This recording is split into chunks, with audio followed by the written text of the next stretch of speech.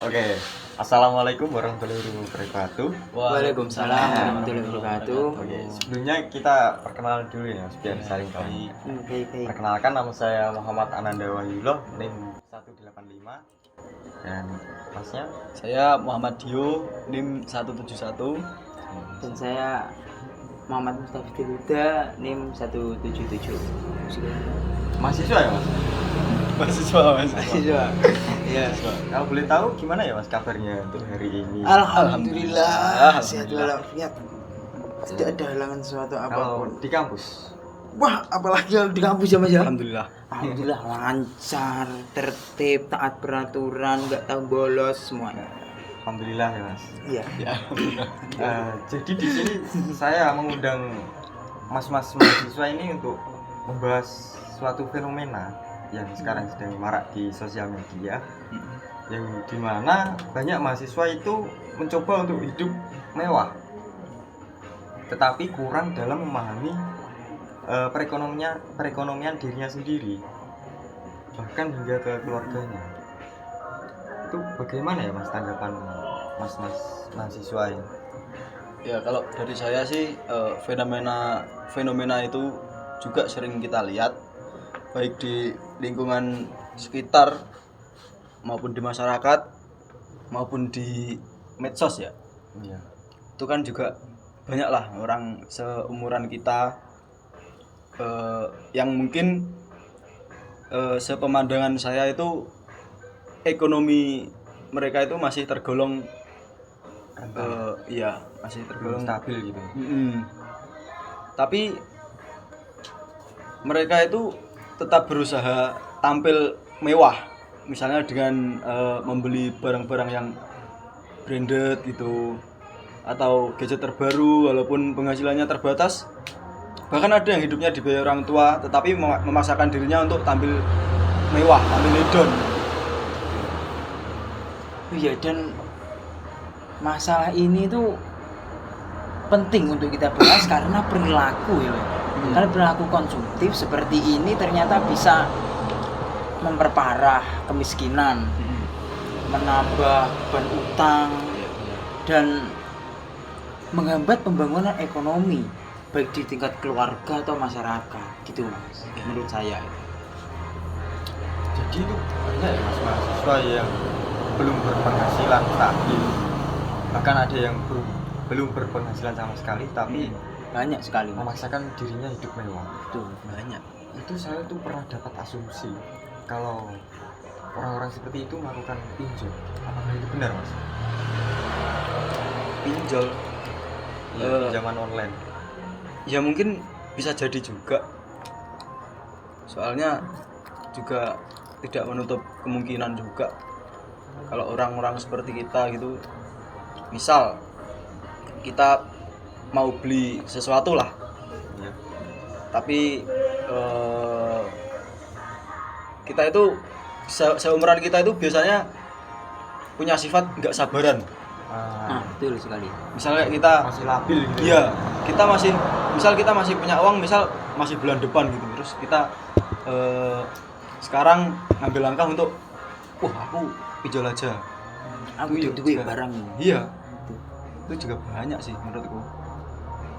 Di sini juga saya itu membawa data.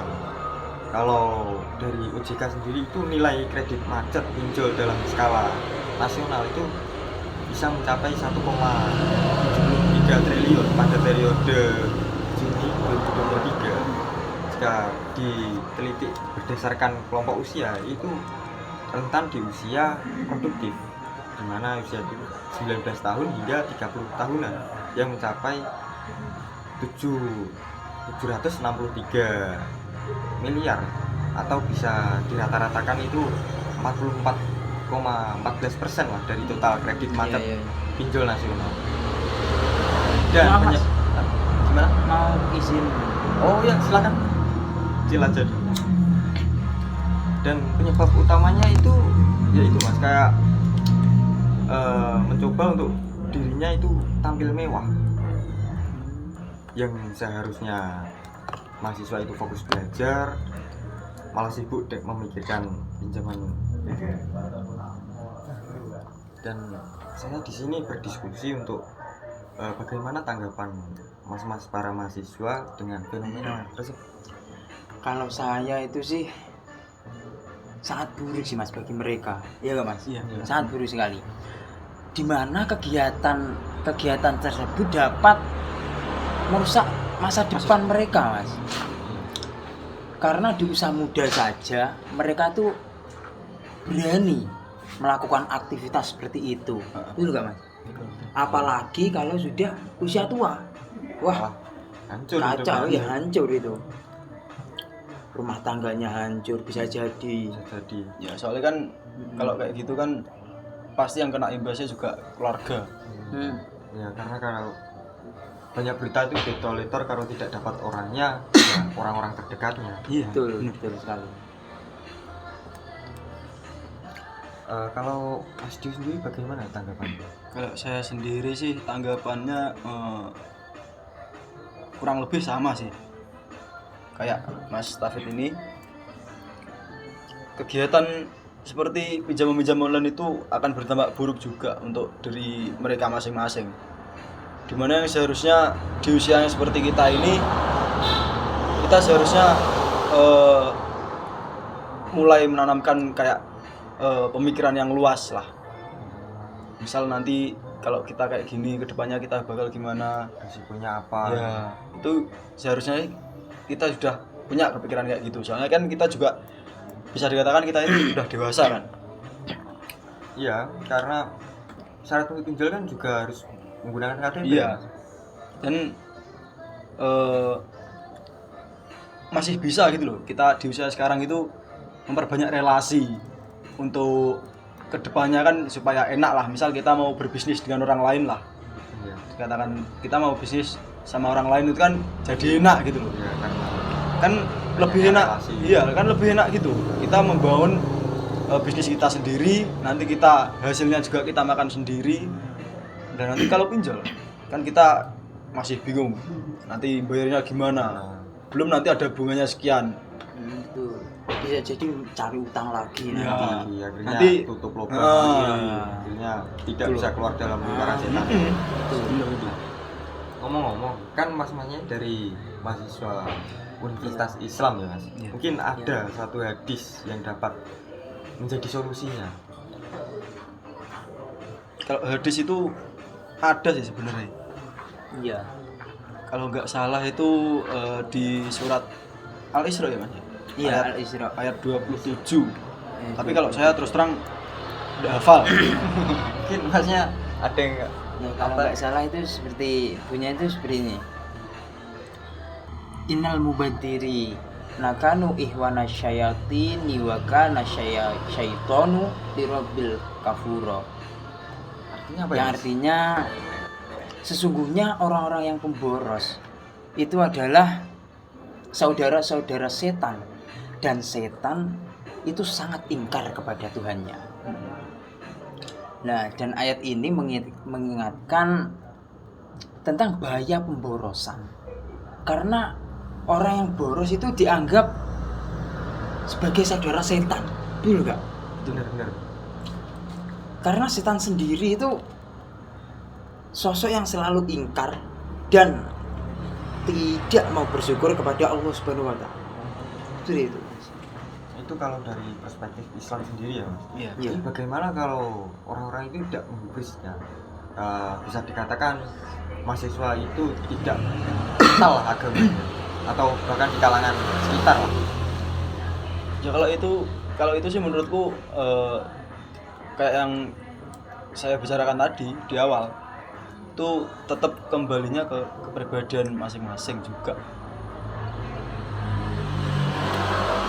Mungkin ada pesan-pesan untuk para kalangan muda yang seperti itu mas, agar generasi kita itu menjadi lebih baik lagi ke depannya. Nah itu. Kalau pesan-pesan sih mungkin kalau menurutku tampil mewah di lingkungan masyarakat atau di kampus itu bukan solusi sih untuk diakui kayak gitu. Mending kita itu jalani hidup apa adanya, sederhana. kita melakukan pengelolaan uang yang baik dengan cerdas. Terus kita juga bisa menerapkan prinsip-prinsip ekonomi Islam. Itu nanti kedepannya juga pasti akan membawa keberkahan dan juga pasti tenang lah. Sekarang siapa yang nggak pengen hidup tenang gitu mas? Kan gitu. Tenang, kaya, tidak punya utang, Betul. sejahtera hidupnya. Rafathar nyel itu. Mantap. Ya, betul. Itu beda kasta sama kita. Nah, jadi seperti itu aja pembahasan pada podcast kali ini. Iya. Ya, jika ada lain waktu kita bisa berdiskusi lagi. Bisa sharing lagi ya. Dan semoga diskusi kali ini bisa menjadi refleksi bagi kita sendiri. Ya, amin. Bener. Agar tidak terjebak dalam gaya hidup mewah tetapi belum memiliki pendapatan yang stabil.